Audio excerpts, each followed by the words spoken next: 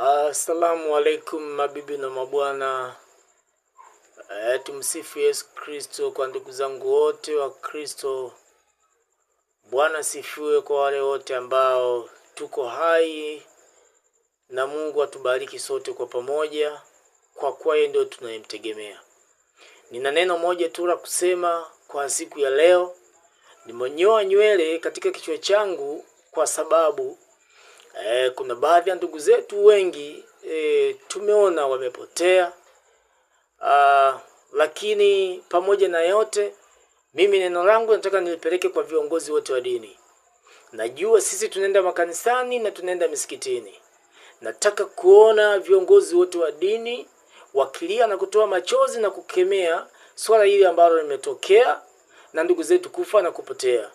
Na imani Biblia na misahafu inasema kweli kweli.